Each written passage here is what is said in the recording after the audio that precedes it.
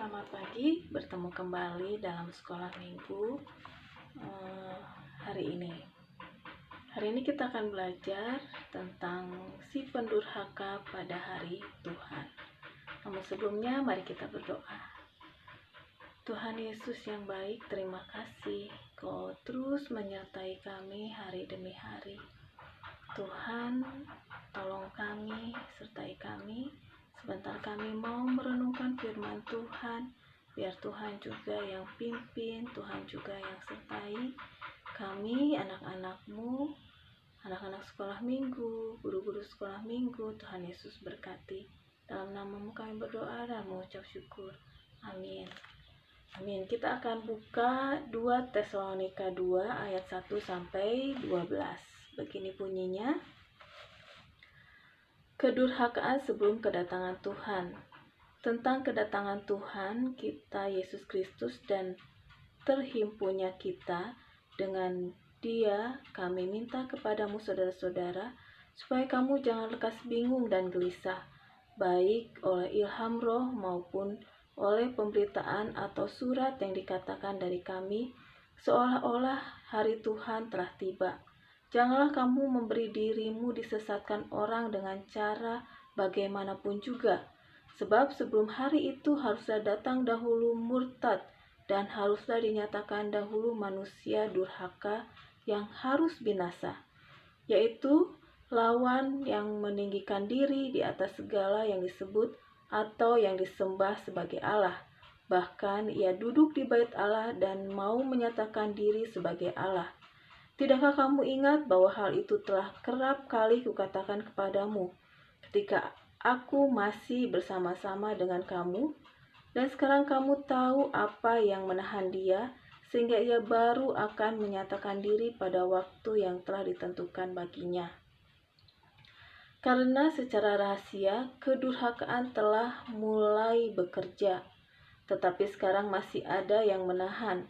Kalau yang menahan itu telah disingkirkan, pada waktu itulah si pendurhaka baru akan menyatakan dirinya. Tetapi Tuhan Yesus akan membunuhnya dengan nafsu mulutnya, dengan nafas mulutnya, dan akan memusnahkannya kalau ia datang kembali.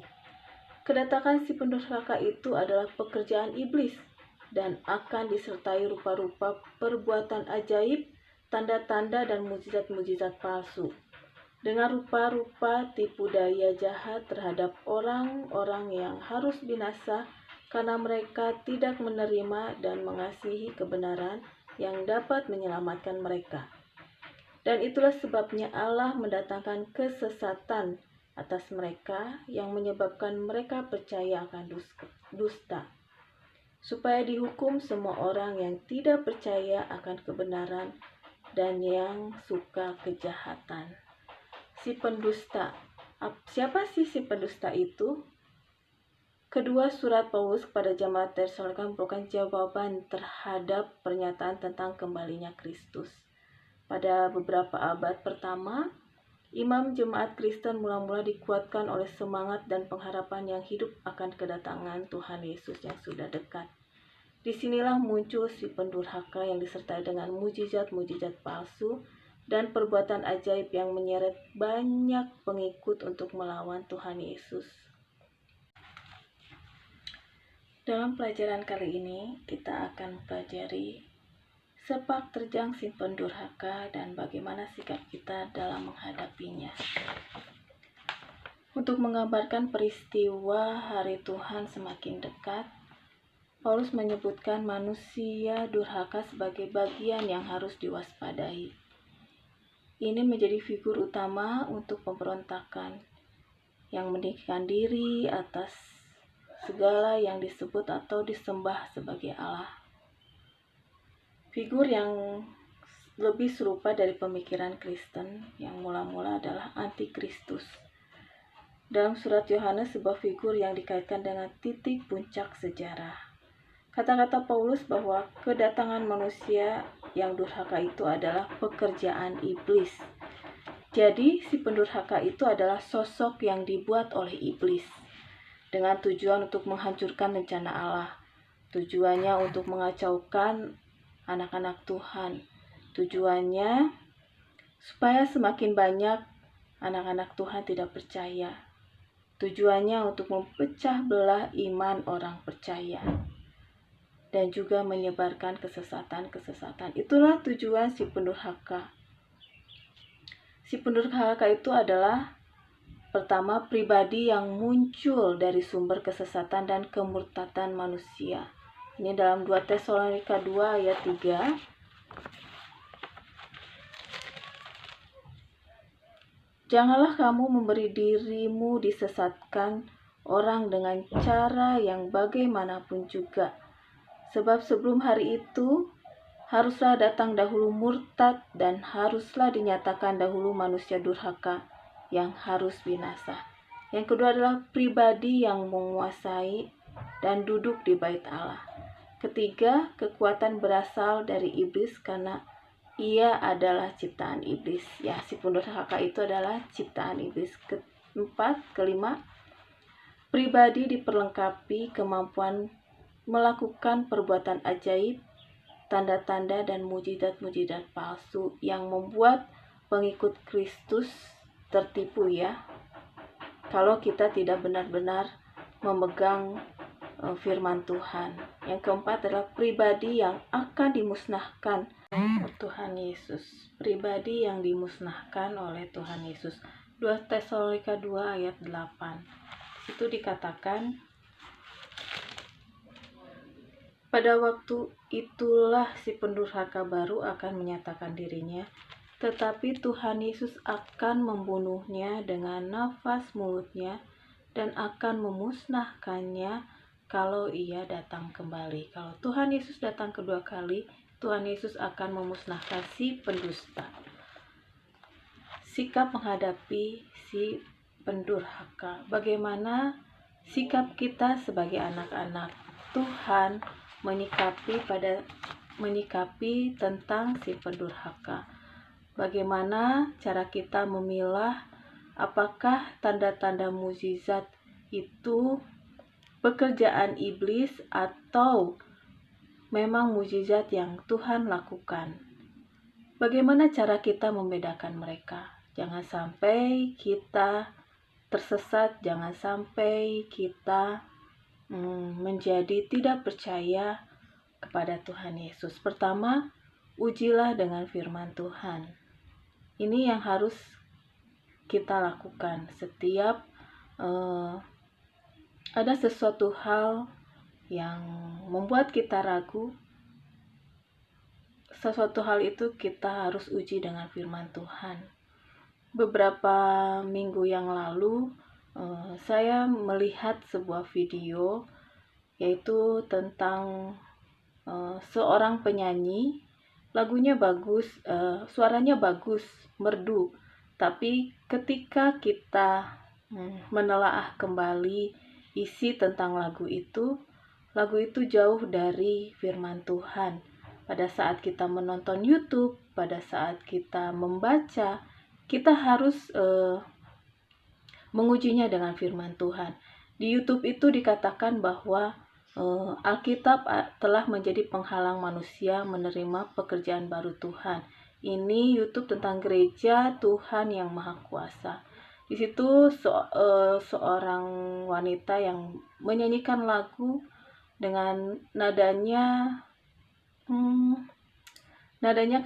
tidak membuat nyaman ya nadanya. Kadang-kadang lagunya juga kalau ditelaah itu bukan dari firman Tuhan. Kalau kita tidak benar-benar membaca firman Tuhan, merenungkannya tiap hari, membacanya tiap hari, kita pasti akan tersesat oleh lagu itu.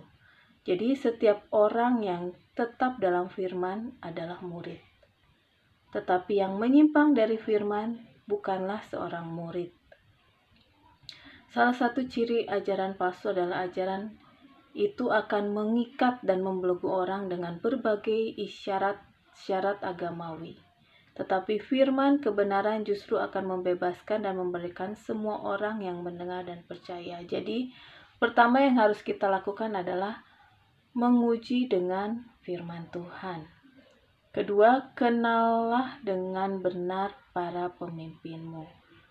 Dalam kitab Zakaria 11 ayat 17 dikatakan bahwa gembala yang pandir. Gembala yang pandir itu adalah julukan untuk si pendurhaka yang akan menyengsarakan domba-dombanya, yang akan menyengsarakan domba-domba Tuhan. Dan yang ketiga, waspadalah dan beritakanlah kepada orang-orang yang kita kasihi. Kita harus memberitakan firman Tuhan, memberitakan kasih Tuhan kepada orang-orang yang kita kasihi. Jangan sampai mereka pun ikut tersesat. Dan yang keempat, mohon hikmat penyertaan Roh Kudus.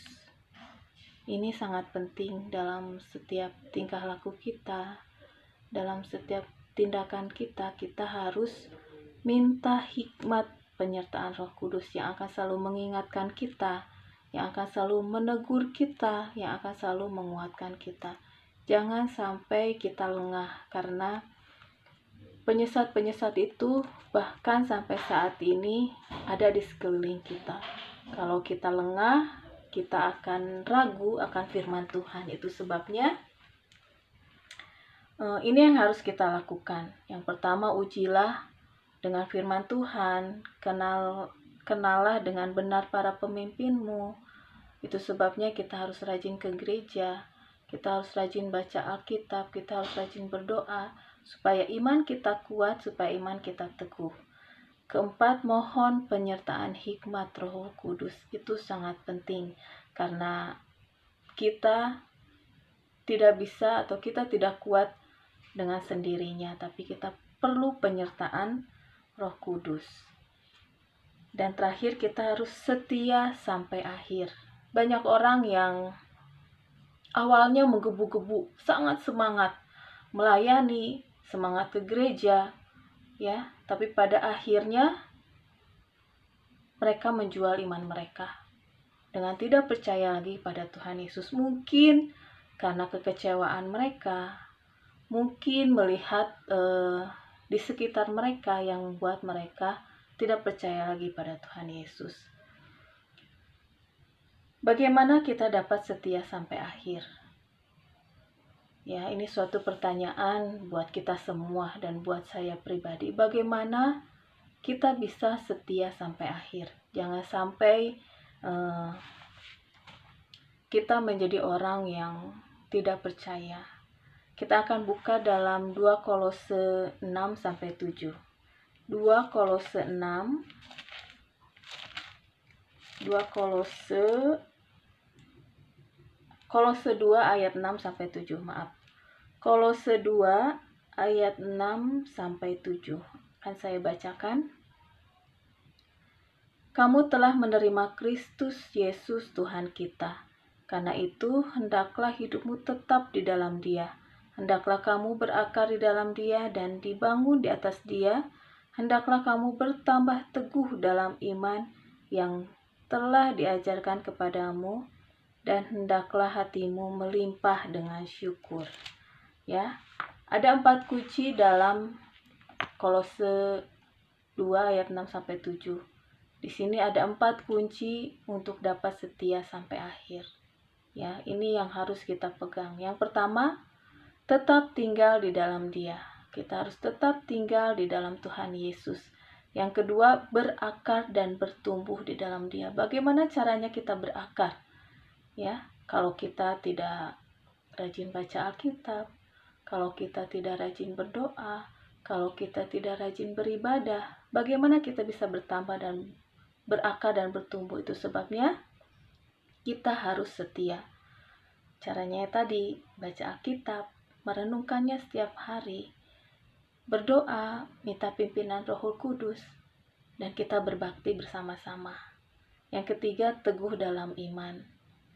Ya, ini akan membuat kita setia pada Tuhan Yesus, teguh dalam iman. Dan kunci yang keempat, supaya kita setia sampai akhir, yaitu mengucap syukur. Saya ulangi, 4 kunci untuk dapat setia sampai akhir. Pertama, tetap tinggal di dalam Dia. Kedua, berakar dan bertumbuh di dalam Dia. Ketiga, teguh dalam iman. Keempat, mengucap syukur. Itu yang harus kita lakukan sampai kedatangan Tuhan Yesus kedua kali. Kesimpulannya, pada saat pendurhaka datang, ujilah dengan firman Tuhan. Kenali para pemimpin kita dengan benar, sambil memohon hikmat kuasa Roh Kudus agar kita tetap setia sampai pada masa kesudahannya. Apakah kita sudah siap menghadapi kedatangan Tuhan Yesus yang sudah dekat? Itu sebagai pertanyaan buat saya dan kita semua. Sudah siapkah kita pada saat Tuhan Yesus datang kedua kali? Apakah kita menyadari bahwa kita sedang dikelilingi oleh pendurhaka-pendurhaka yang akan merebut iman dan keselamatan kita? Itu sebabnya kita harus menguji dengan firman Tuhan, ya. Jika pendurhaka-pendurhaka itu datang, mulai saat ini sadari seluruh aspek hidupmu dengan firman Tuhan dan minta bantuan Roh Kudus untuk menguatkan iman kita. Amin. Mari kita berdoa.